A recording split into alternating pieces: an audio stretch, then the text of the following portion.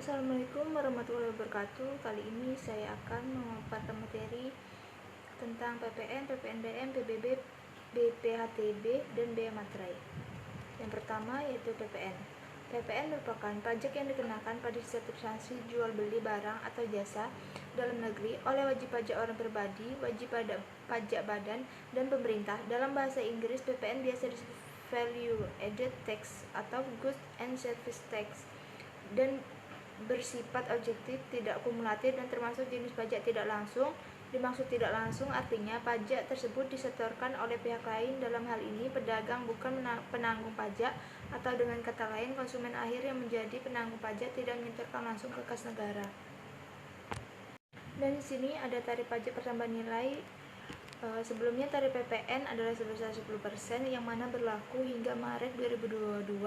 Per 1 April 2022 ini sesuai dengan Undang-Undang HPP, tarif PPN 2022 yang terbaru adalah sebesar 11%. Rumus PPN sama dengan 11% dikali dasar pengenaan pajak atau DPP.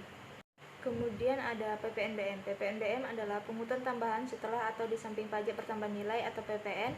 Itu sebabnya dalam pengertian PPNBM, pajak ini bukanlah pajak yang dapat dikreditkan sebagaimana yang berlaku pada pajak PPN. Tarif PPNBM yang paling rendah ditetapkan sebesar 10% dan paling tinggi sebesar 200%. Lanjut, di sini ada PPB. Pajak bumi dan bangunan adalah pungutan atas tanah dan bangunan yang muncul karena adanya keuntungan dan atau kedudukan sosial ekonomi bagi seseorang atau badan yang memiliki suatu hak atasnya atau memperoleh manfaat daripadanya. Tarif pajak bumi dan bangunan yang berlaku sejak dahulu hingga saat ini masih sama, yaitu sebesar 0,5%. Lanjut ke BPHTB. Tarif bea perolehan hak atas tanah dan bangunan atau disingkat BPHTB adalah salah satu jenis pajak yang harus dibayarkan saat membeli rumah maupun properti lainnya. Subjek pajak wajib dikenakan BPHTB adalah orang pribadi atau badan yang memperoleh hak atas tanah atau bangunan sesuai aturan. Tarif pajak ini ditetapkan sebesar 5%. Menurut Perda nomor 18 tahun 2010 pasal 7 ayat 1, besarnya pokok bea perolehan hak atas tanah dan bangunan yang dihitung dengan cara mengalihkan tarif sebagaimana dimaksud dalam pengenaan pajak setelah dikurangi nilai perolehan objek pajak tidak kena pajak. Jika nilai perolehan objek pajak tidak diketahui atau lebih rendah daripada NJOP yang digunakan dalam pengenaan PBB tahun terjadinya perolehan, maka besaran pokok PHTB yang terutang dihitung dengan cara mengalihkan tarif dengan NJOP setelah dikurangi MPO/PTKP. Dan materi yang terakhir yaitu bea materai. Menurut Perda nomor 18 tahun 2010 pasal 7 ayat 1, besarnya pokok bea perolehan hak atas tanah dan bangunan yang terutang dihitung dengan cara mengalihkan tarif sebagaimana dimaksud dalam dasar pengenaan pajak setelah dikurangi nilai perolehan objek pajak tidak kena pajak. Jika nilai perolehan objek pajak tidak diketahui atau lebih rendah daripada NJOP yang digunakan oleh pengenaan PBB pada tahun terjadinya perolehan, maka besar pokok BPHTB yang terutang dihitung dengan cara mengalihkan tarif dengan NJOP setelah dikurangi NPO/PTKP.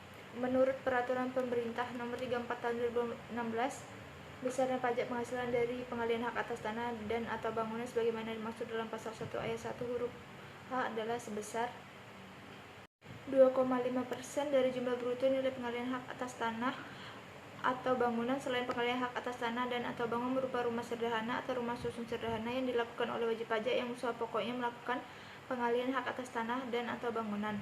1% dari jumlah bruto nilai pengalihan hak atas tanah dan bangunan berupa rumah sederhana dan rumah susun sederhana yang dilakukan oleh wajib pajak yang usaha pokoknya melakukan pengalihan hak atas tanah dan atau bangunan.